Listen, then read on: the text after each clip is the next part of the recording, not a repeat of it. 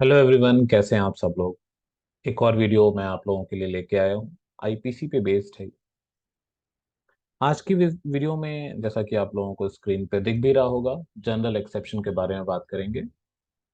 General exception के मैं 3 videos लेके आऊंगा। Part 1, part 2 and part 3।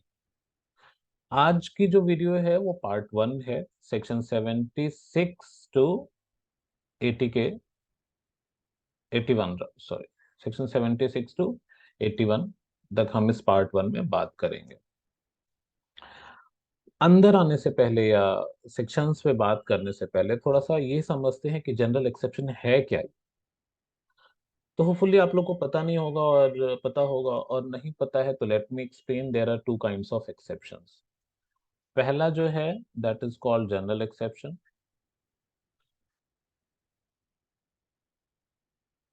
General exception जो सेक्शन 76 टू 106 आईपीसी बात करता है।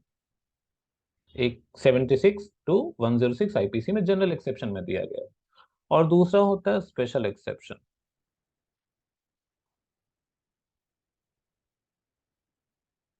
स्पेशल एक्सेप्शन जो सेक्शंस के साथ मेंशन होते हैं, जैसे अगर एग्जांपल के तौर पे मैं आपको बताऊं तो सेक्शन 300 आईपीसी देखेंगे तो उसमें जो एक्सेप्शंस दिए हैं, when culpable homicide is not murder, 5 exceptions हैं वहां पे। तो वो स्पेशल एक्सेप्शंस हैं। वो एक्सेप्शन जो सेक्शन के साथ में दिए हुए हैं वो स्पेशल एक्सेप्शन कहलाएंगे। और जो एक्सेप्शन इस 76 टू 106 में दिए हैं वो जनरल एक्सेप्शन कहलाएंगे। जनरल एक्सेप्शन हर सेक्शन के साथ अटैच होंगे, हर सेक्शन के साथ लगेंगे, हर एक प्रोविजन में लगेंगे। और स्पेशल एक्सेप्शंस जो होते हैं वो सिर्फ उसी सेक्शन में यूज होंगे जिस सेक्शन के साथ वो अटैच्ड है। अब आइए आगे चलते हैं, इसी नोट के साथ आगे चलते हैं और देखते हैं कि हमारा ये जो आज का टॉपिक है, सेक्शन 76 टू 81, वो क्या कहता है। Just a second.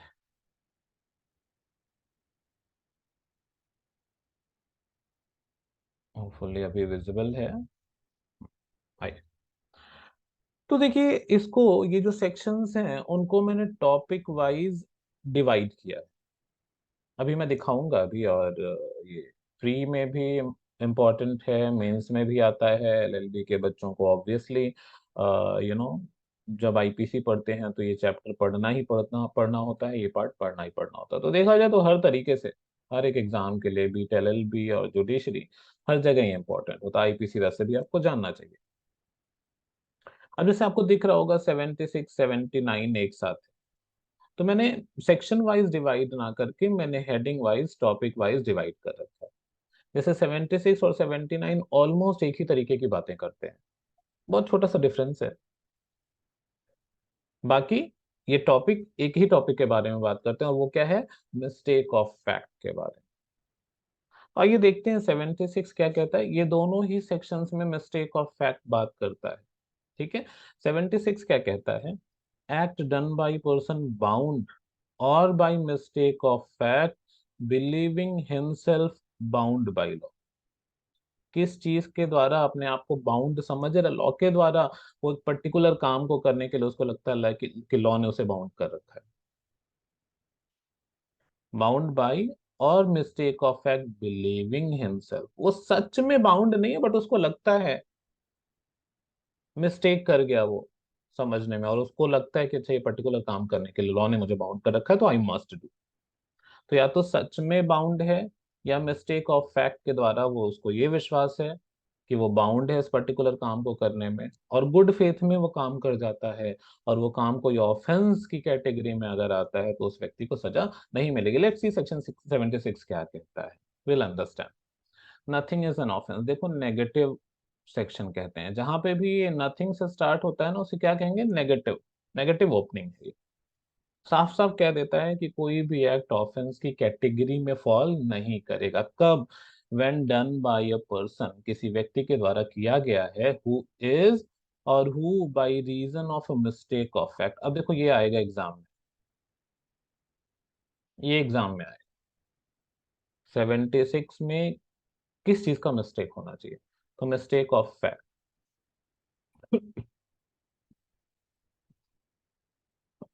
And not by reason of mistake of law. Mistake of law नहीं, mistake of law is no excuse, ध्यान रखिएगा। अगर आप इंडियन हैं तो ये एक्सपेक्ट किया जाता है कि आपको इंडिया का लॉ पता हो। तो अगर लॉ का मिस्टेक किया है तो आपको कोई भी बेनिफिट नहीं मिलेगा, कोई एक्सक्यूज नहीं मिलेगा। मिस्टेक किस चीज का होना चाहिए? मिस्टेक ऑफ फैक्ट होना चाहिए, ना कि लॉ होना चाहिए। और गुड फेथ में होना चाहिए, जो काम किया गया है वो गुड फेथ में किया गया होना चाहिए। गुड फेथ कैसा? Believing himself to be bound by law to do it. Good faith में बिलीव कर रहा है, बैड फेथ में बिलीव नहीं कर रहा। बिल्कुल गुड फेथ में बिलीव कर रहा है कि जिस काम को वो करने जा रहा है वो बाउंड है उस काम को करने के लिए। या गुड फेथ में बिलीव कर रहा है, भले ही वो मिस्टेकली बिलीव कर रहा है, बट वो बिलीव कर रहा है गुड फेथ में कि ये पर्टिकुलर काम करने के लिए लॉ से बाउंड करता है। और ऐसा बिलीव करते हुए वो अगर कोई काम कर जाता है जो ऑफेंस की कैटेगरी में आईपीसी में मेंशन है, तो उस एक्ट के लिए ऐसे व्यक्ति को कोई भी पनिशमेंट नहीं मिलेगी। तो 76 में अगर आपको एक्सक्यूज लेना है, 76 का बेनिफिट लेना है, तो आपको क्या दिखाना पड़ेगा? कि आपने गुड फेथ में काम किया। पहला तो क्या दिखाना है? कि आपने गुड फेथ में काम किया। और मिस्टेक ऑफ फैक्ट है, मिस्टेक ऑफ फैक्ट है। और मिस्टेक ऑफ फैक्ट क्या है? कि आपको ये लगा कि आप ये पर्टिकुलर काम करने के लिए लॉ के द्वारा बाउंड किए गए। तभी आपको एक्सक्यूज मिलेगा, तभी आपको 76 का बेनिफिट मिलेगा। फॉर एग्जाम्पल देखिए, यहाँ पे दो इलस्ट्रेशन सामने दिए गए हैं। अक्सर आप लोग सुनते होंगे, जैसे अभी कुछ टाइम पहले दिल्ली बॉर्डर पे किसानों का धरना भी हुआ था, और ऐसे भी सुनते होंगे ना, धरना प्रदर्शन अक्सर होता रहता है। तो ऐसे एक सिनेरियो आप अपने दिमाग में सोचिए। तो क्रिमिनल लॉ ऐसे ही करंट सिचुएशंस और न्यूज और सीरियल और मैगजीन्स, यही सब पढ़ के जो भी देखा, कभी कुछ ऐसा पढ़ लिया या कभी कुछ ऐसा देख लिया, और आईपीसी पढ़ते हुए क्रिमिनल लॉ पढ़ते हुए उसको अपने दिमाग में लेके आओ, बहुत अच्छी तरीके से समझ में आएगा। तो सपोज करो वो जो किसान थे वो ऐसे बॉर्डर पे बैठे हुए थे, और अचानक से कुछ ऐसी बात हो जाती है कि जो पुलिस, और पुलिस भी है वहां पे खड़ी हुई है किसानों को रोकने के लिए, और कुछ ऐसी बात अचानक से हो जाती है कि जो पुलिस का हेड है वो क्या कहता है, वो सोल्जर्स को किसानों पे फायर करने के लिए कह देता है। अब जो सोल्जर है वो क्या है? वो बाउंड है किस चीज के द्वारा? लॉ के द्वारा। क्या? कि वो अपने सीनियर की बात को मानेगा। अगर सीनियर की बात को उसने नहीं माना तो इनडिसिप्लिन के लिए वो बेचारा वैसे ही नौकरी से निकाल दिया जाएगा और सजा मिलेगी वो। तो क्या है? He is bound by law here to follow orders of his office. और उसने फायर कर दिया, 8-10 किसान मरे। सेम इलस्ट्रेशन देखो यहाँ पे लिखा है, a soldier fires on a mob by the order of his superior officer in conformity with the commands of law, bound by law. इसी को है बाउंड बाय लॉ। नौकरी है आपकी यही, आप अपने सीनियर की बात को मानेंगे। A has committed no offence, कोई ऑफेंस नहीं है, एक्सक्यूज मिल जाएगा आपको। बस आपको दिखाना क्या है? कि you were really bound by law and you acted in good faith, and there was mistake of fact, not mistake of law. ठीक है। अब आइए सेकंड वाला भी देख लेते हैं। A an officer of a court of justice being ordered by court to arrest by. जैसे आप लोग को पता होगा, कोर्ट में होता है, कोर्ट कई बार अरेस्ट वारंट इशू करता है, उसके बाद पुलिस वाले को दे देगा, कहेगा भैया जाओ इनको अरेस्ट करके लेके आओ। अब जिस पुलिस वाले को अरेस्ट वारंट मिला हुआ है वो तो अरेस्ट करने जाएगा ना, क्योंकि कोर्ट का ऑर्डर है, मना नहीं कर सकता वो। तो इसी तरीके से ए कोर्ट के ऑर्डर के अकॉर्डिंग अरेस्ट वारंट लेके जाता है वाई को अरेस्ट करने के लिए। अब वो वाई के बारे में पता लगाता है कि भाई वाई कौन है, कहाँ रहता है, हर तरीके से पता लगाया, और उसको पता लगा ये जो व्यक्ति है जेड, यही वाई। और गुड फेथ में वो जेड को अरेस्ट कर लेता है। जेड एक्चुअल में वाई नहीं है, लेकिन जो पता वता लगा है सबने कहा हाँ यही वाई, और उसने क्या किया, जेड को अरेस्ट कर लिया। अब यहाँ पे ए को जेड को अरेस्ट करने के लिए कोई पनिशमेंट नहीं दी जाएगी। क्यों? क्योंकि सबसे पहले तो वो बाउंड बाय लॉ है। कोर्ट ने भाई अरेस्ट वारंट इशू किया है और उसको कहा है अरेस्ट करके लेके आओ, बाउंड है कोर्ट का ऑर्डर मानने के लिए। दूसरा, गुड फेथ में मिस्टेक ऑफ फैक्ट है, मिस्टेक ऑफ लॉ नहीं है बिल्कुल भी, गुड फेथ है, मिस्टेक ऑफ फैक्ट है। गुड फेथ में उसने सबसे पहले सबसे पूछा, अगल बगल जाके सबसे पूछा, पता लगाया कि भैया बताओ यहाँ पे वाई कौन है, कहाँ रहता है। जितने लोगों ने बताया सबने जेड की तरफ पॉइंट किया, यही वाई। और उसने गुड फेथ में जेड को वाई समझ के अरेस्ट कर लिया। तो 76 क्या कहता है बाउंड बाय लॉ के बारे में। अब प्री में क्वेश्चन कहाँ से आएगा, ये ध्यान दीजिए। प्री में 76 में सबसे पहला क्वेश्चन आएगा, जुडिशियल सर्विसेज के एग्जाम की बात मैं कर रहा हूँ, जैसे उत्तराखंड आने वाला है, 30 अप्रैल को है, देन 4 जून को आपका बिहार है। तो ये सब सेक्शंस बड़े इंपॉर्टेंट होंगे वहां पर, एलएलबी के लिए तो है ही है। तो प्री में क्या होगा कि सबसे पहले आ जाएगा भैया बताओ बाउंड बाय लॉ कहाँ है, सेक्शन 76 में है। कौन सा मिस्टेक होना चाहिए, तो मिस्टेक ऑफ फैक्ट होना चाहिए, गुड फेथ में होना चाहिए, और साथ में ये दो इलस्ट्रेशंस बाय हार्ट आप याद करें। एक बार मैं 76 को फिर से रिवाइज कर दूं, तो 76 में कोई भी व्यक्ति जो अपने आप को बाउंड बाय लॉ समझता है, वो गुड फेथ में अगर कोई ऐसा काम कर देता है मिस्टेक ऑफ फैक्ट के द्वारा, जो कि जनरली एक ऑफेंस होता, लेकिन यहाँ पे गुड फेथ है, मिस्टेक ऑफ फैक्ट है, और अपने आप को बाउंड बाय लॉ समझ के वो काम कर रहा है, तो वो काम ऑफेंस की कैटेगरी में फॉल नहीं होगा, सजा नहीं मिलेगी ऐसे व्यक्ति को। और सेम यही लैंग्वेज आपको 79 में भी, सेक्शन 79 में भी सेम सेम लैंग्वेज मिलेगा। Act done by a person justified, बस यही अलग। यहाँ पे क्या था, देखो बाउंड था, और यहाँ पे क्या है, जस्टिफाइड।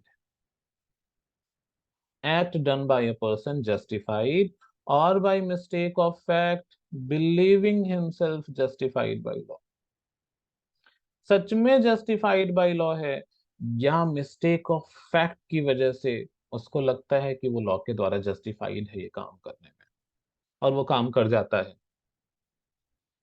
सजा नहीं मिलेगी उसको। आइए देखते हैं 79 क्या कहता है।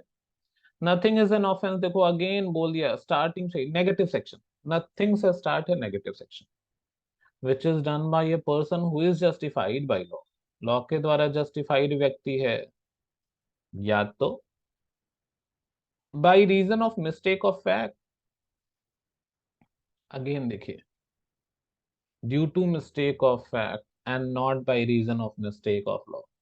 Mistake of law is no excuse, ऊपर भी बताया है यहाँ पे भी बता रहा हूँ।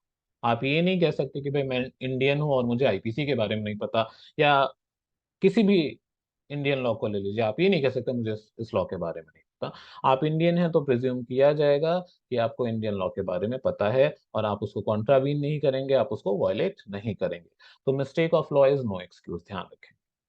And not by reason of mistake of law in good faith, देखो अगेन गुड फेथ आ गया, believes himself to be justified by law in doing it।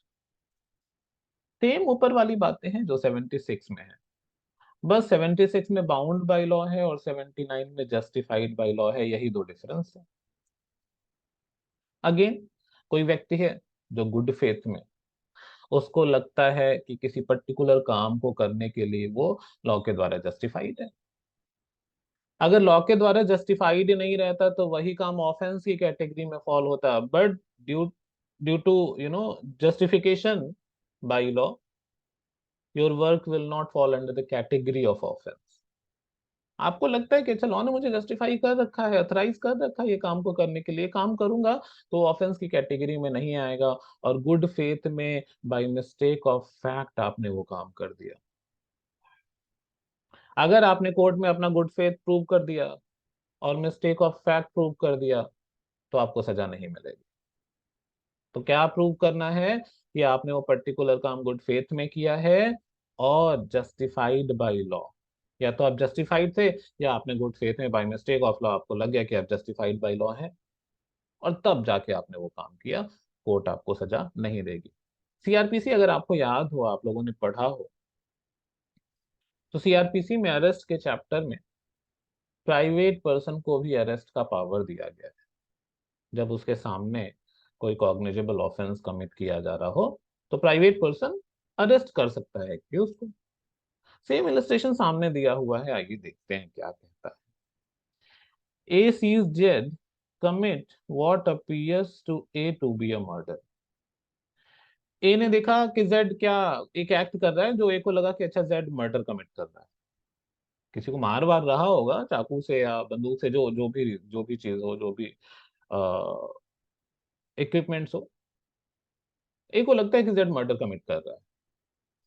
A in the exercise of best of his judgement exerted in good faith, देखो आ गया good faith, of the power which the law gives to all persons of apprehending murderers in the fact, seizes Z in order to bring Z before the proper authorities. अब ए को क्या लगा, भैया Z को पकड़ लो नहीं तो सामने वाले को मार देगा ये, और उसने क्या किया, सीज कर लिया, पकड़ लिया गुड फेथ में।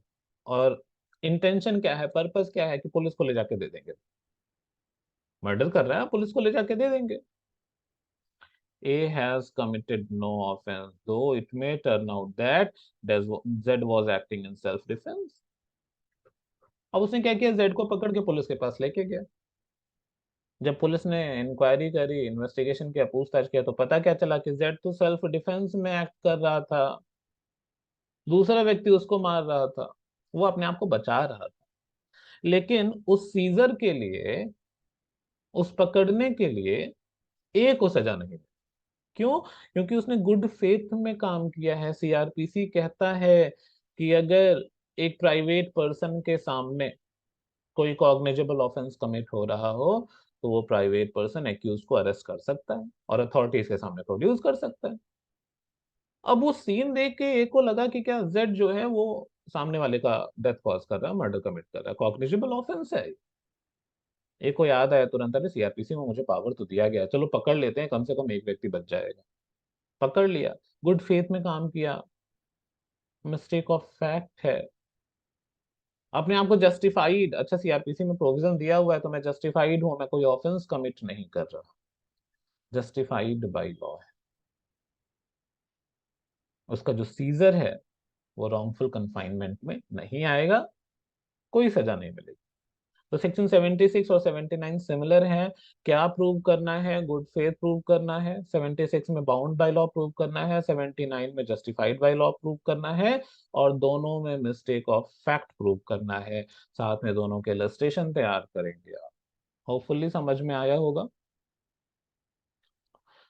अब जो नेक्स्ट हमारा टॉपिक है, सेक्शन 77 और 78, प्रोटेक्शन ऑफ, या प्रोटेक्शन, जज के प्रोटेक्शन के बारे में 77 बात करता है।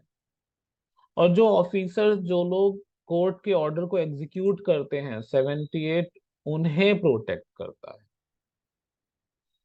अब जैसे देखिए, आईपीसी में आप देखेंगे तो सेक्शन 300 मर्डर के बारे में बात करता है कि कोई भी ऐसा एक्ट, अभी बड़ा जनरल सेंस में आप लोग को समझा रहा हूँ, कि कोई व्यक्ति कोई ऐसा एक्ट जानबूझ के करता है, विद इंटेंशन करता है, जैसे उसको पता है कि सामने वाले की डेथ इन ऑल प्रोबेबिलिटी हो ही जाएगी, तो उस व्यक्ति के डेथ के लिए सेक्शन 300 में लाइबल होगा। अब जज साहब तो रोज बैठते हैं और कहते हैं कि भैया हैंग टिल डेथ, जब तक ये मर ना जाए तब तक इसको लटका के रखो। तो इस हिसाब से तो जज साहब डेली सेक्शन 300 में मर्डर ही कमिट कर रहे हैं, तो चलो उनको भी प्रोसिक्यूट करो। नहीं कर सकते। क्यों? क्योंकि जो सेक्शन 77 है वो उनको सेव करता है। आइए देखते हैं सेक्शन 77 क्या कहता है। एक्ट ऑफ जज व्हेन एक्टिंग जुडिशियली, देखो ये सेक्शन पूछता है ना, प्री में पूछेगा ये सेक्शन, कहाँ पे ये प्रोविजन दिया हुआ, सेक्शन 77। और जज को प्रोटेक्शन कब मिलेगी, जब वो एज ए जज काम कर रहा है, जब जुडिशियल ड्यूटी को अपने परफॉर्म कर रहा है, जब जुडिशियल फंक्शन को अपने परफॉर्म कर रहा है, तभी मिलेगा ये प्रोटेक्शन 77 का, अदरवाइज नहीं मिलेगा। नथिंग इज एन ऑफेंस, देखो अगेन ओपनिंग लाइन वही है, कोई भी काम ऑफेंस नहीं है, कोई भी एक्ट ऑफेंस नहीं, कोई भी ओमिशन ऑफेंस नहीं है, विच इज डन बाय ए जज, जो जज के द्वारा किया गया है। कब? व्हेन एक्टिंग जुडिशियली, जब वो अपनी जुडिशियल ड्यूटी को परफॉर्म कर रहा है, जब वो एज ए जज काम कर रहा है, in the exercise of any power which is और which in good faith he believes to be given to him by law, judicial function perform कर रहा है। और एक चीज और भी ध्यान देने, एक पॉइंट पे और भी ध्यान देने की जरूरत है, वो उन्हीं पावर्स को यूज कर रहा है जो उसे लॉ के द्वारा मिले, या वो गुड फेथ में बिलीव कर रहा है कि ये पावर मुझे लॉ के द्वारा दिया गया है, तभी मैं ये काम कर रहा हूँ। ध्यान क्या देना है कि गुड फेथ में जुडिशियल फंक्शन परफॉर्म कर रहा है, और वो वही पावर यूज कर रहा है जो लॉ के द्वारा उसे दिए गए हैं, या वो गुड फेथ में ये विश्वास करके चल रहा है, ये बिलीव करके चल रहा है कि पर्टिकुलर पावर उसको दिया गया है।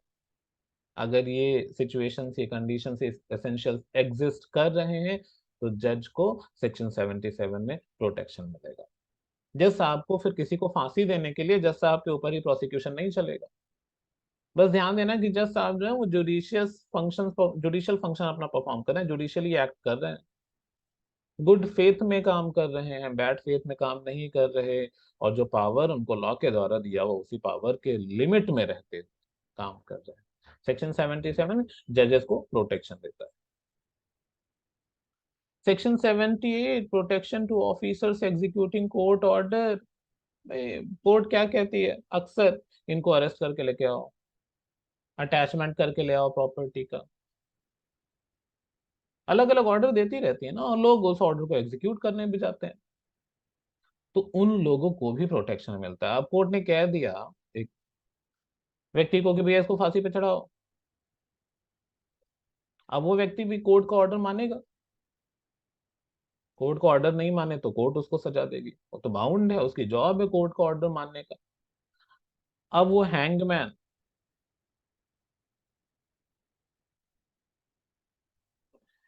क्या करता है? उस व्यक्ति को ले जाके फांसी पे चढ़ा देता है। तो क्या आप उसको 300 आईपीसी के लिए प्रोसिक्यूट करेंगे? नहीं करेंगे। क्यों? क्योंकि सेक्शन 78 का एक क्वेश्चन प्रिलिमिनरी में बहुत आता है कि हैंगमैन को प्रोटेक्शन किस सेक्शन में दिया गया है। वो सेक्शन है 78। सेक्शन 78 आईपीसी में हैंगमैन, हैंगमैन कौन है? जो फांसी पे चढ़ाता है, जिसे जल्लाद भी बोलते हैं हिंदी में, वो जल्लाद को सेक्शन 78 में प्रोटेक्शन दिया गया है। आइए देखते हैं क्या कहता है। यही इकलौता क्वेश्चन आता है इससे प्री में, बट स्टिल हम देखेंगे 78 क्या कहता है। Act done pursuant to the judgement और order of the court. Court के ऑर्डर को, कोर्ट के जजमेंट को फॉलो करने में जो काम किया गया है, उस काम के लिए आपको सजा नहीं मिलेगी, वो कोई भी काम। Nothing which is done in pursuance of or which is warranted by the judgment or order of a court of justice, if done whilst such judgment or order remains in force, is an offense, notwithstanding the court may have had no jurisdiction to pass such judgment or order, provided the person doing the act in good faith believes that the court had such jurisdiction। देखो, good faith सबसे बहुत एक common word आ रहा है बार बार, good faith, good faith, good faith. ये जितने भी आपको प्रोटेक्शन दिए गए हैं, चाहे वो सेक्शन 76 में हो, 77 में हो, 78 में हो, या 79, हर जगह आपको जो काम करना है वो गुड फेथ में करना है, तभी प्रोटेक्शन मिलेगा। और गुड फेथ आपको कोर्ट के सामने प्रूव भी करना पड़ेगा, तभी प्रोटेक्शन मिलेगा। ध्यान रखना है ये बात। तो ये कहता है कोई भी ऐसा काम, कोई भी ऐसा एक्ट जो कोर्ट के ऑर्डर या कोर्ट के जजमेंट को एग्जीक्यूट करने के लिए किया गया है, कोर्ट के ऑर्डर या कोर्ट के जजमेंट को एग्जीक्यूट करने के लिए किया गया है। कब? जब वो जजमेंट और ऑर्डर फोर्स में है, और जो व्यक्ति एग्जीक्यूट कर रहा है वो गुड फेथ में इस जजमेंट और ऑर्डर को एग्जीक्यूट कर रहा है, तो उसको उस एग्जीक्यूशन के लिए कोई सजा नहीं। पहली चीज। दूसरा एक कंडीशन ये बताता है कि भले ही कोर्ट को जुरिस्डिक्शन नहीं है वो ऑर्डर पास करने का, वो जजमेंट पास करने का, बट स्टिल अगर कोर्ट ने वो ऑर्डर और वो जजमेंट पास कर दिया, और जो कोर्ट का ऑफिसर है वो उस जजमेंट या ऑर्डर को एग्जीक्यूट करवाने के लिए गुड फेथ में लेके जा रहा है, उसको ये लग रहा है कि हाँ इस कोर्ट को ये जजमेंट पास करने का ऑर्डर, उसको यही पता, उसको ये नहीं पता कि जुरिस्डिक्शन नहीं है इस कोर्ट को, उसको ये पता है कि हाँ ठीक है इस कोर्ट को है जुरिस्डिक्शन ये जजमेंट पास करने का या ऑर्डर पास करने का, और ये सोचते हुए जानते हुए गुड फेथ में वो जजमेंट और ऑर्डर को एग्जीक्यूट करने के लिए लेके जा रहा है, तो सेक्शन 78 में उसको प्रोटेक्शन। हैंगमैन इसका सबसे अच्छा एग्जाम्पल है। क्वेश्चन बहुत बारी आता है कि हैंगमैन को प्रोटेक्शन किस सेक्शन में दिया गया है, सेक्शन 78 में दिया गया है। होपफुली 77 एंड 78 क्लियर होगा आप लोगों को।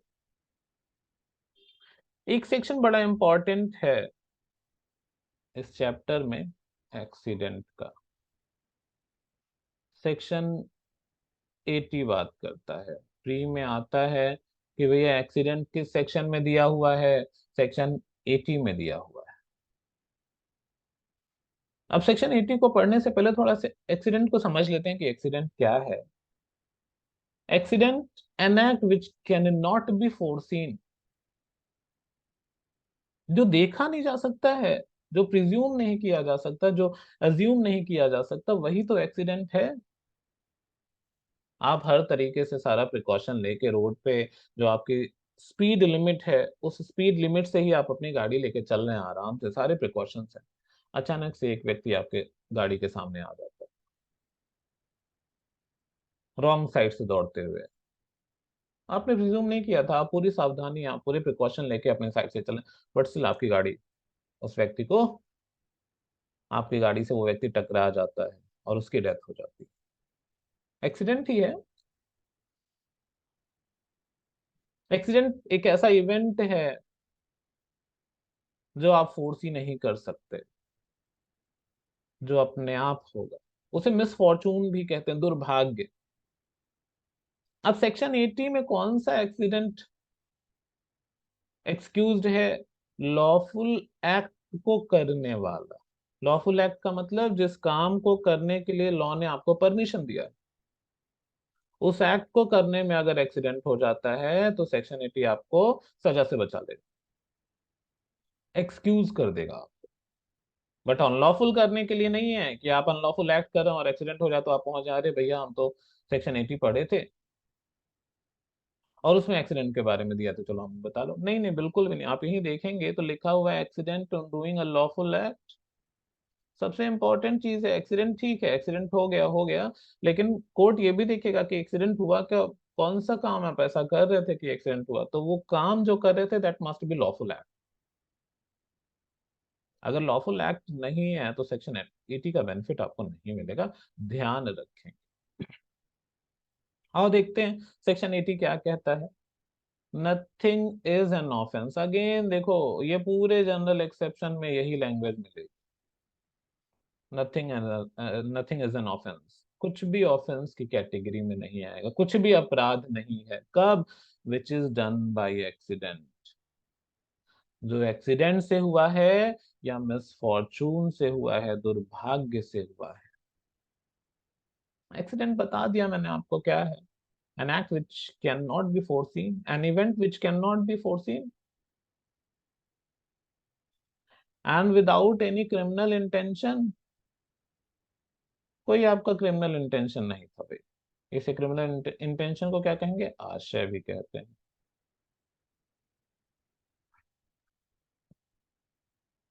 क्योंकि आपको पता है ऑफेंस के लिए इंटेंशन होना, क्रिमिनल इंटेंशन मेंस या बहुत ज्यादा जरूरी है। तो विदाउट एनी क्रिमिनल इंटेंशन और नॉलेज, नहीं पता था भैया ऐसा एक्सीडेंट हो जाएगा या ऐसा मिसफॉर्चून हो जाएगा, सारी प्रिकॉशंस ली थी, जैसे लॉ कहता है वैसा ही आप काम कर रहे थे, 1% भी इधर उधर नहीं हो रहा था। ना कोई क्रिमिनल इंटेंशन था, ना कोई क्रिमिनल नॉलेज था, लॉफुल एक्ट कर रहे थे, in doing of lawful act, और लॉफुल एक्ट कैसे करे थे? लॉफुल मैनर में, जिस तरीके से लॉ आपको परमिट करता है उसी तरीके से कर रहे थे, बाय लॉफुल मीन्स। मीन्स भी जो आपके हैं वो लॉफुल है, and with proper care and caution. जो भी केयर लेना है, जो भी देखभाल करना था, जो भी सावधानी बरतनी थी, वो सब कुछ किया आपने। तो क्या कर रहे थे? लॉफुल एक्ट कर रहे थे आप, लॉफुल मैनर में कर रहे थे, लॉफुल मीन्स से कर रहे थे, और प्रॉपर केयर एंड कॉशन के साथ कर रहे थे। मैं फिर से रिपीट कर रहा हूँ, लॉफुल एक्ट कर रहे थे। लॉफुल एक्ट का मतलब वो काम जो लॉ आपको परमिट करता है वही काम कर रहे थे। लॉफुल मैनर, जो तरीका लॉ कहता है उसी तरीके से कर रहे थे। लॉफुल मीन्स वो साधन, जिन संसाधनों के बारे में लॉ कहता है कि ये पर्टिकुलर काम आप इन्हीं संसाधनों से करते हैं, आप उन्हीं संसाधनों का यूज कर रहे थे। And proper care and caution, जितनी सावधानी बरतनी चाहिए आप उतनी सावधानी उस काम को करने में बरत रहे। ना ही कोई क्रिमिनल इंटेंशन है और ना ही कोई क्रिमिनल नॉलेज है, फिर भी एक्सीडेंट हो गया, फिर भी कोई ऐसा एक्ट हो गया जो ऑफेंस की कैटेगरी में फॉल करता, तो कहेंगे ये एक्सीडेंटल एक्ट। क्यों? क्योंकि इंटेंशन मिसिंग है, नॉलेज मिसिंग है। लॉफुल एक्ट कर रहे थे, लॉफुल मैनर से कर रहे थे, लॉफुल मीन से कर रहे थे, और प्रॉपर केयर एंड कॉशन लेके कर रहे थे, तो आपकी कोई गलती थी ही नहीं।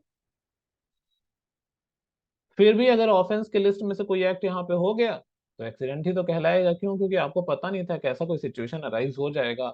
आप तो पूरा अपने जितनी भी सावधानियां बरतनी चाहिए एक प्रूडेंट मैन को, आप वो सावधानी बरतते हुए अपना काम कर रहे थे।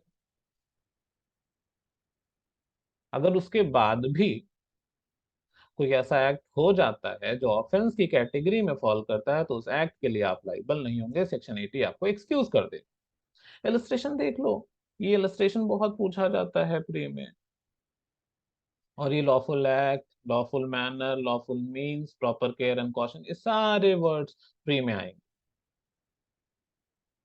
इलस्ट्रेशन क्या कहता है? A is at work with hatchet, कुल्हाड़ी, द हेड फ्लाइज ऑफ, कुल्हाड़ी का जो वो लोहे वाला हेड होता है वो निकल जाता है, and kills a man who is standing bye, एक आदमी वहां खड़ा है उसको जाके लग जाता है और उस व्यक्ति की मृत्यु हो जाती है। Here if there was no want of proper caution on part of a, his act is excusable and not an offence. मैं इसको अपने ढंग से समझाता हूँ आप लोगों को। जैसे आप लोग अक्सर सड़कों पे देखते होंगे कि जो सूखे पेड़ हैं, गवर्नमेंट उन्हें कटवाती रहती है। सड़कों के किनारे सूखे पेड़, अगर कोई पेड़ सूख गया है तो गवर्नमेंट उसे कटवाती रहती है। एक व्यक्ति ऐसा है जिसकी ड्यूटी लगी है कि उस सूखे पेड़ को काटना है। वो जब अपने काम पे पहुंचता है तो कुल्हाड़ी उल्हाड़ी पूरा हर तरीके से अच्छे से चेक कर लेता है, सब कुछ प्रॉपरली फिट है।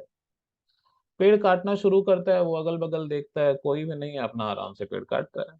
Lawful act, lawful manner, lawful means with proper care and caution. देख लिया कोई नहीं दिख रहा है, हाँ चलो पेड़ काट लो, कोई क्रिमिनल इंटेंशन नहीं है, कोई क्रिमिनल नॉलेज नहीं।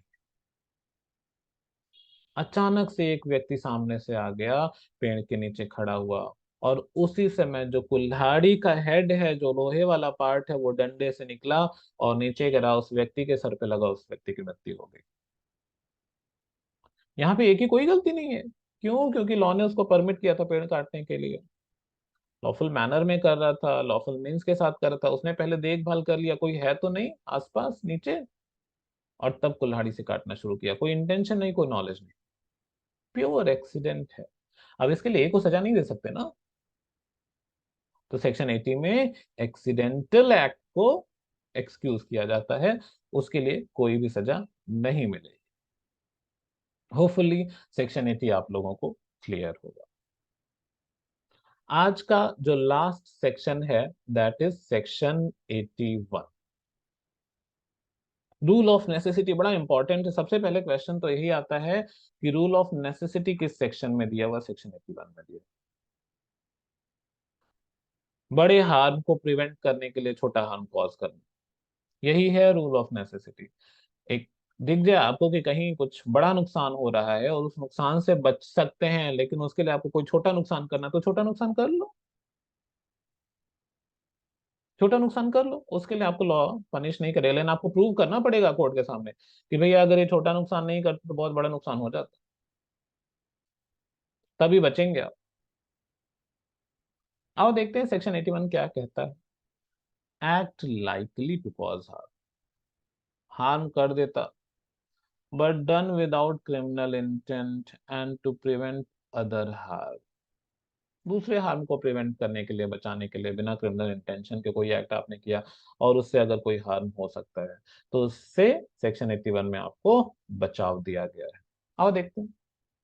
Again, nothing is an offence, same language use हो रही है हर जगह। merely by reason of its being done with the knowledge, देखो नॉलेज है यहाँ पे ना,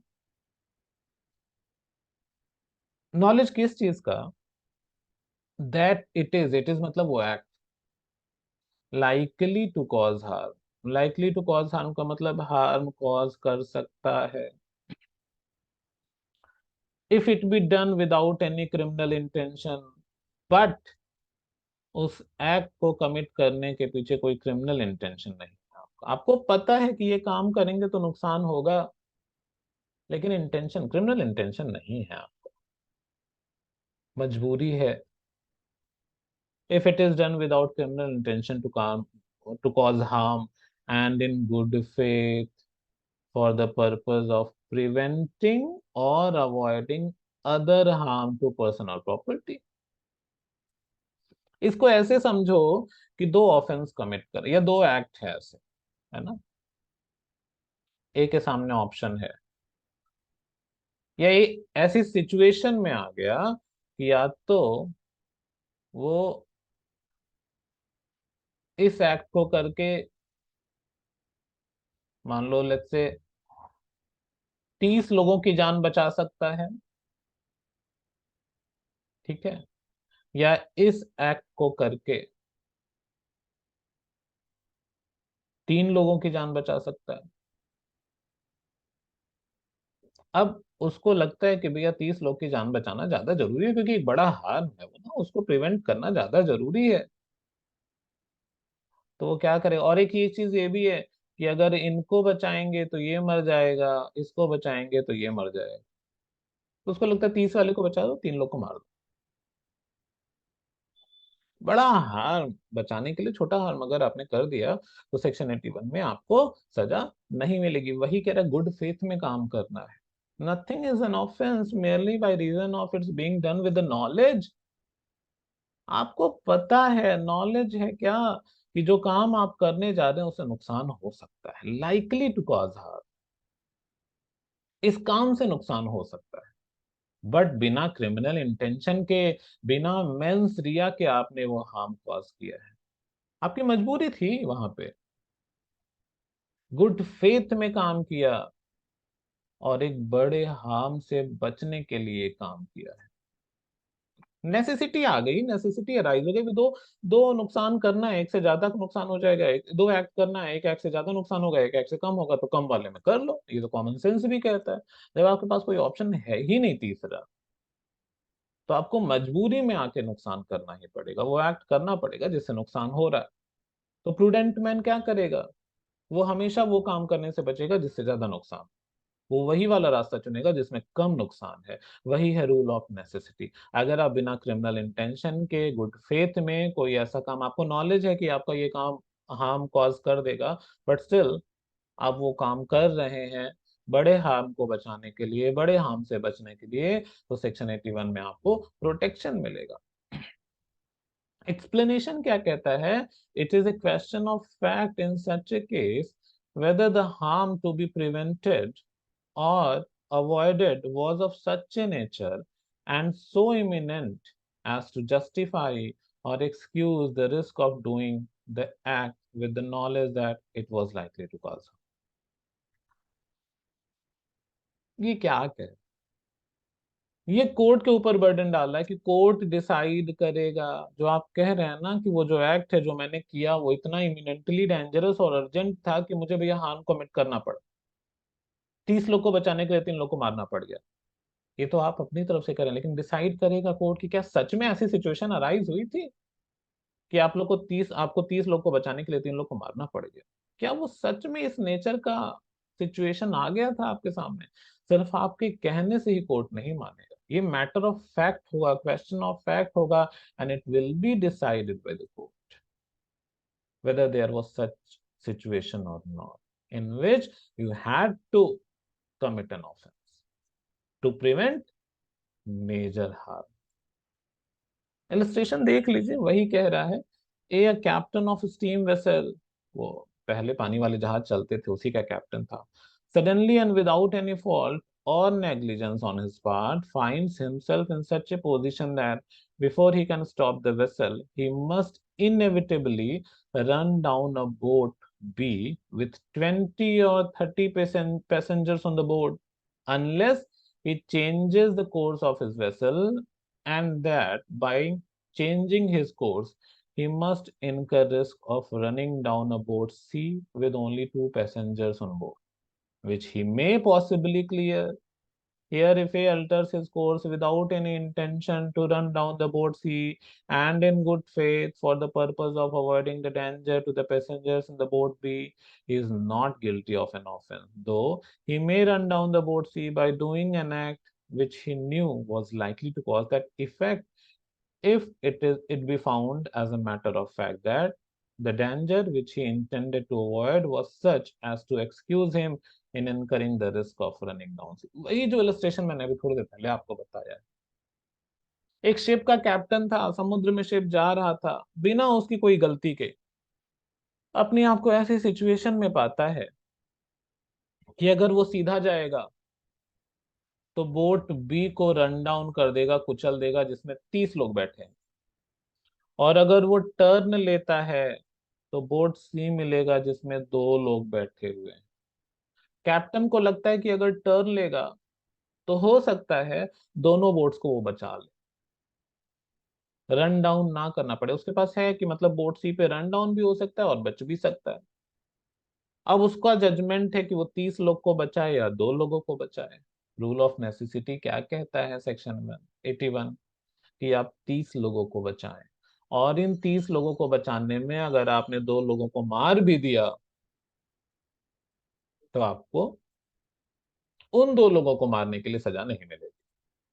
बट जब आप कोर्ट में जाएंगे तो कोर्ट डिसाइड करेगा, this will be question of fact, कि क्या सच में आप ऐसी सिचुएशन में थे जहां पे आपको 30 लोग को बचाने के लिए 2 लोग को मारना पड़ा। कहीं ऐसा तो नहीं था कि कुछ प्लानिंग थी वहां पे, या किसी तरीके का कोई इंटेंशन था या नॉलेज। और इस सेक्शन का जो सबसे इंपॉर्टेंट केस है R versus Dudley and Stephens, rule of necessity यहीं पे बना था, यहीं से अराइज हुआ। तो ये था पार्ट 1 हमारा जनरल एक्सेप्शन का, जिसमें मैंने सेक्शन 76, 77, 78, 79, 80 और 81 इन सेक्शंस के बारे में आप लोगों के साथ डिस्कशन किया।